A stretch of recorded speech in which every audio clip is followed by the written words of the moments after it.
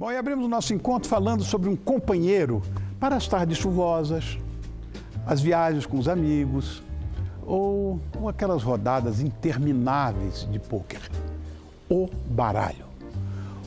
Pouco se sabe sobre a sua origem certeira, tem um monte de coisas em relação a isso, mas é fato que já no século XIII ele já tinha espaço garantido nas mesas chinesas de carteado.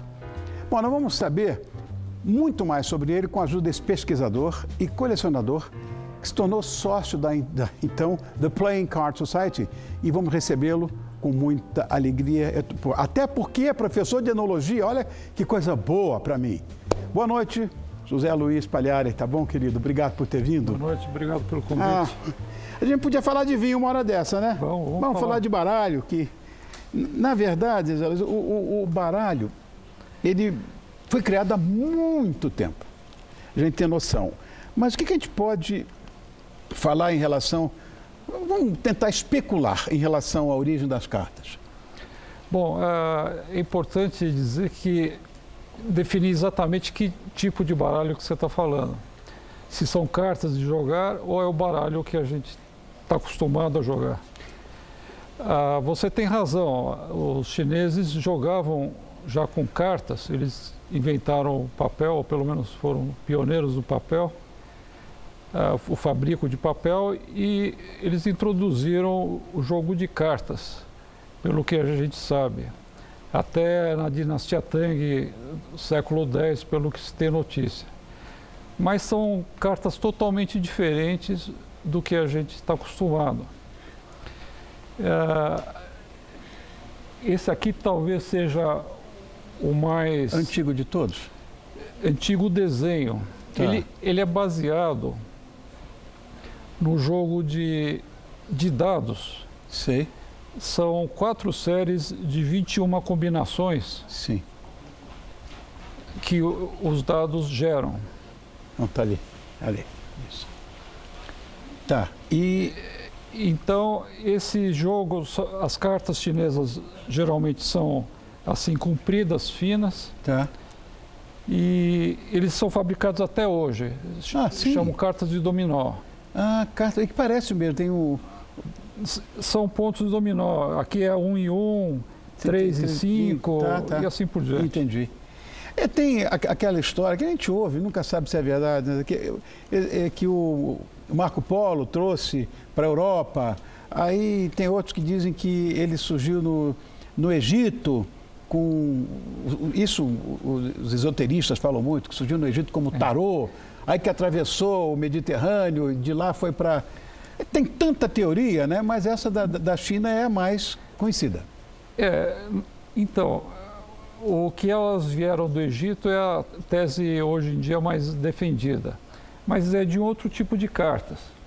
Vamos lá no começo, de quando surgiu o baralho na Europa.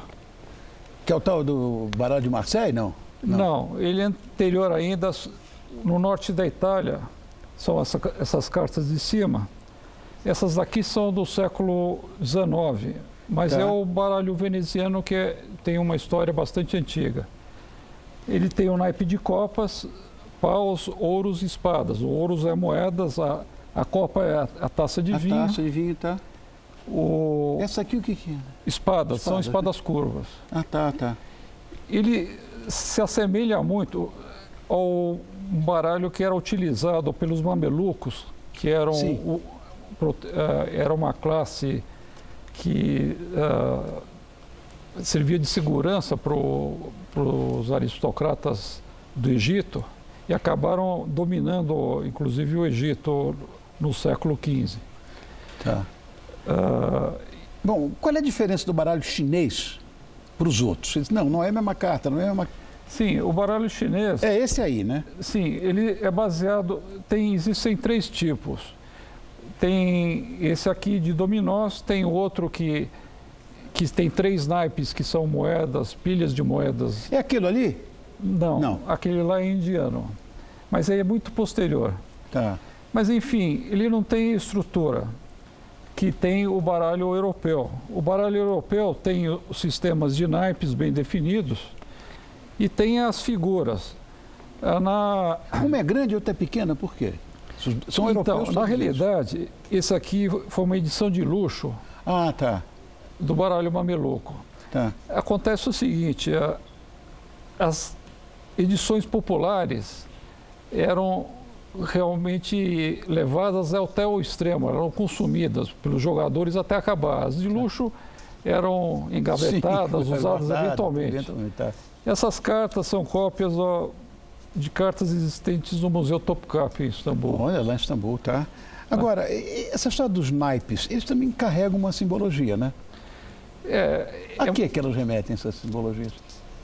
Existe uma tentação de associar esses naipes a entidades que existiam na Idade Média. A taça ou a copa seria a igreja, os paus, os camponeses, ouros seriam os comerciantes e espadas o exército. Mas isso aí, na realidade, já veio da época dos mamelucos, que não tinha muito significado. A taça era um objeto comum. Os paus, na realidade, eram tacos de polo. Eles eram fanáticos pelo jogo de polo. Tá. E o dinheiro que circulava, os dracmas, né? E a espada era um objeto normal para eles. Então, é meio decepcionante, mas não tem uma simbologia. Tá. O homem tenta logo ligar coisas, mas eu acredito que não existe. E o rei, a dama e o valete nessa história? Então, no caso do baralho mameluco, eles, por elegância, não ilustravam pessoas nem casas, nem nada. Eles tinham o rei, o vice-rei e o segundo vice-rei, e a gente sabe isso pelo que está escrito em cada carta. Tá. Na Europa, foi colocada a imagem. E pegaram a imagem do rei, de um cavaleiro e de um valete, de um ajudante. Bom, e o ás? Nós falamos de tudo, não falamos do ás. Bom, o ás é uma das cartas. Ele foi... Os baralhos na Europa surgiram em 1370 em diante, por vários decretos e tudo mais. A gente ficou sabendo que ele praticamente espalhou na Europa até o final do século XIV. E foram sendo criados jogos regionais, desenhos. O homem foi inventando cartas e jogos. Porque, inclusive, com um baralho simples nosso, ainda como aquele ali, grandão, tem um monte de jogos que a gente pode fazer. É um desafio para o engenho do homem. E formou-se, então, diversos baralhos regionais. Cada região da Europa tinha o seu. O ás é importante em boa parte dos baralhos. Em outros países germânicos é o 2, que é a carta importante. No caso do baralho português, que é derivado desse baralho... Que bonito isso aí. Esse aqui é um baralho feito no Recife, no final do século XIX. Olha, interessante isso aí. E ele segue o padrão português, que tinha nos ases os dragões. Tá. Cada as tinha um dragão. Então, era uma carta que identificava. Uma carta estranha, o 2 de paus, tinha uma figura humana que não tinha nada a ver com as figuras. As figuras, em vez do valete, tinha mulheres. Entendi. Então, interessante isso. Eu estou vendo essas cartas aqui, estou vendo. Isso aqui me remete à dinastia dos Habsburgos, isso aqui, ó. Olha que bonitinho isso aqui. Os reis, olha que coisa. A rainha, olha que bonitinho isso aqui. Esse é muito interessante. Esse aqui foi feito para a Bélgica, para exportação. Bonito. É um baralho imperial. Traz a família imperial, Dom Pedro, Imperatriz. Tá aqui, Imperatriz, a rainha da Espanha, a rainha da Inglaterra, Garibaldi, Cavour, enfim. Ah, que bacana isso aí. Lindo isso aí. Foi feito na Bélgica em 1860, mais ou menos. Olha. Os ases, como eram... Nos ases tinha uma área grande branca, eles usaram para ilustrar vistas do Rio de Janeiro. Ah, que bonito isso. Ah, que lindo esse baralho. É muito bonito. Muito lindo esse baralho. Adorei, adorei. Bom, também houve uma evolução nos desenhos das cartas, né? Porque, inclusive, antes, você estava me falando em off, aquele baralho lá, por exemplo, que é alemão, um lado é uma coisa, o outro lado é outra. É interessante porque metade das cartas é do padrão de Berlim e metade da carta é do padrão da Saxônia. E no mesmo baralho? No mesmo baralho. Cada carta é assim. Para quê? Tem campeonatos regionais ou de toda a Alemanha que vêm jogadores de todas as regiões.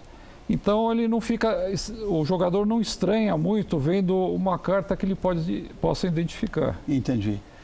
Você nota que aqui tem meia figura, basta, não precisa a figura inteira. Inteira, claro, entendi. Esse aqui é o baralho de pôquer, na época que era a figura inteira. Tá, hoje ela é dividida ao meio. Hoje, uma evolução, ela já é dividida ao meio. Em vez do canto reto, foi feita uma curvatura. Tá. Para facilitar, foi colocado índices, tá, para quando abrir o leque, ver pelo cantinho só. Isso mesmo. Chorar, como a gente fala, né? E esse é um padrão, que é o padrão inglês internacional, que se propagou por todo o mundo. Olha que coisa, que pauta bastante curiosa, eu gostei muito. E eu quero que você volte para a gente falar de vinho também, Não, viu? Com prazer. Porque, acontece que o Zé Luiz, ele é professor de enologia também. E tio Rony tem esse hobby, né? Que é o melhor de todos, sem dúvida nenhuma. Com certeza. José Luiz Pagliari, muito obrigado por ter vindo. É uma pena que a gente precisa ter muito mais tempo para mostrar o indiano, os outros, né? O do Saddam Hussein, que está ali também, não é? Obrigado, meu querido. Obrigado, um abraço grande. Obrigado pela paciência, pela minha curiosidade também.